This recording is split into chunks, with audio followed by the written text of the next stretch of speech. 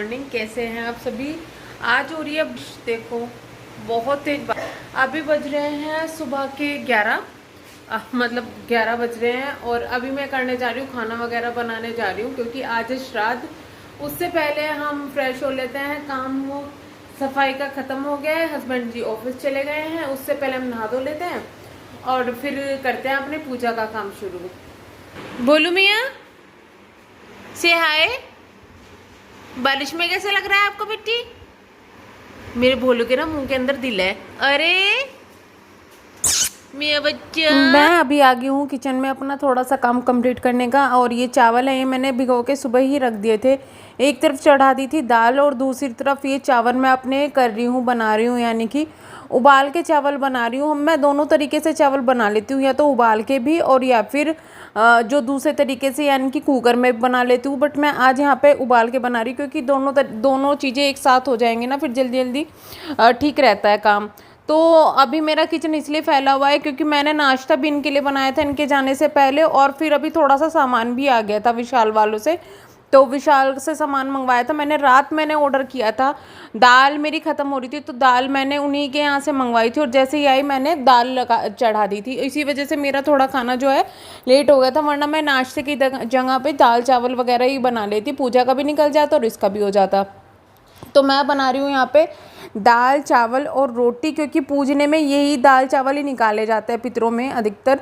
बाकी जो जिसका श्राद्ध होता है उसको जो पसंद होता है वो आप बना सकते हो, ऐसा मतलब होता है हमारे यहाँ, तो ऐसे ही होता है। तो अभी जो हैं देता है हमारे, उनका जो श्राद्ध है आज, तो उनके लिए बना रही हूँ मैं दाल चावल और रोटी। इसमें अभी पूजन होगा जब मैं आपको दिखाऊंगी कि किस तरीके से होता है।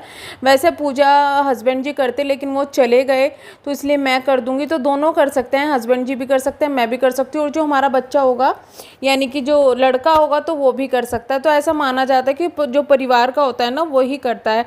अब जैसे लड़कियां होंगी अनमेरिड होंगी वो नहीं कर सकती होंगी, और शादी के बाद वो अपने घर पे जाके वहाँ पे जाके पूजन कर सकती है, हमारे यहाँ नहीं कर सकती। जैसे मैं अपने घर पे नहीं कर सकती, मेरी भाभी कर सकती है, मैं यहीं पर कर सकती हूँ ससुराल में। तो ऐसा कुछ रीति रिवाजें इनकी हैं जो कि माननी हमें चाहिए, क्योंकि जो ये पितृ देवता ये सब होते हैं हमारे यहाँ, इनको बहुत माना जाता है। मैंने पहले भी आपके साथ में शेयर किया था कि भाई इनको गुस्सा करना बहुत ही हमारे यहाँ बुरा माना जाता है। तो रोटियां भी मेरी तैयार हो चुकी थी, और पता ही नहीं मैं किस उसमें खोई हुई थी कि मैंने ना कच्ची रोटी उतार दी थी। फिर मैंने कहा यार अरे कच्ची रोटी उतर गई, फिर दोबारा से गैस चलाई और दोबारा से की। और यहाँ पे कर रही हूँ मैं पूजा की तैयारी। ये जो होता है ना, इसके जो पूजन होता है वो हमेशा मंदिर से अलग होता है, मंदिर में नहीं होता, दक्षिण दिशा में करके रखा जाता है। और इसमें जो दिया जलाया जाता है ना वो तिल के तेल का दिया जलाया जाता है, घी का दिया इसमें नहीं जलता। तो ये कुछ चीज़ें हैं जो मैंने सीखी है अपने आप से, मतलब कुछ पूछ के कुछ सीख के इस तरीके से सीखी है। बाकी ये है देखो, अपने घर से तो कोई सीख के नहीं आता, क्योंकि जो हमारे घर के रीति रिवाज है वो हमारे ससुराल में नहीं चलते, यहाँ पे चेंज है। और जो यहाँ पर है वो मेरे घर पे नहीं चलते, बहुत ज़्यादा चेंजेस हैं। और तो मुझे ऐसा है ससुराल में भी कोई बताने वाला नहीं था, जो सीखे हैं खुद से सीख लिए, जैसे ननंद है उन्होंने सिखा दिए। तो इस तरीके से थोड़ा बहुत जो मुझे आ गया वो मैंने सीख लिया। बाकी ऐसा नहीं है भाई, गलती तो देखो सबसे हो जाती है। तो मेरे साथ में यही प्रॉब्लम है। अगर देखो सास ससुर को होते या फिर जेठानी होती तो वो बताती कि भाई इस तरीके से करना है। अब तीनों ही इस दुनिया में नहीं है तो कौन बताने वाला है, अब कोई भी बताने वाला नहीं है। जो नंदे हैं उनको भी देखो इतने साल पहले उनकी शादी हो गई थी, जितना उन्हें पता है वो बता देते हैं। बाकी कुछ को आप देखो सबको उम्मीद नहीं कर पाते सकते कि भाई तो सब आपका सपोर्ट करेंगे या सब आपको बताएंगे, ऐसा वैसा नहीं है इनके परिवार में। अगर मैं किसी से पूछती हूँ, जैसे इनकी चाची है, उनसे कुछ पूछती हूँ तो वो बता देती हैं, तो ऐसी कोई प्रॉब्लम भी नहीं है। बट ये कुछ चीज़ें खुद से भी सीख लेनी चाहिए। तो यहाँ पर हो गई है मेरी पूजा, जिसमें मैंने रोटी के टुकड़े किए हैं, उसके ऊपर दाल चावल चीनी वगैरह रखे हैं। आप चाहे तो इसमें खीर भी बना सकते हैं। और उसके बाद जो जल होता है, जल में मिला होता है गंगा जल, तो उससे हम मतलब जो खाना होता है उसके चारों तरफ को घुमा के 7 बार और हाथ जोड़ लेने चाहिए और उसके बाद उनसे दुआ मांग लेनी चाहिए, जो भी है आपके घर की खुशी की, ये सब चीज़ें और सुख शांति की। और फिर इसके बाद मैंने जो जल है उसको बाहर चढ़ा दिया था और खाना भी बाहर रख दिया था।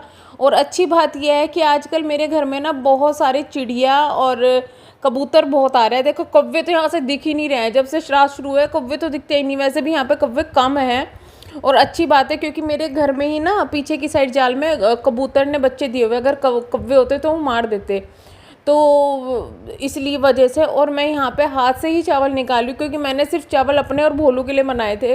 अब मैं ये ख़त्म हो जाएंगे तो इसलिए मैं फटाफट मैंने जैसे ही मेरे हाथ से मैंने निकाली और बाद में ध्यान दिया कि यार हाथ से चावल निकाल लिए, बट कोई बात नहीं, इसके बाद मुझे ही खाने थे।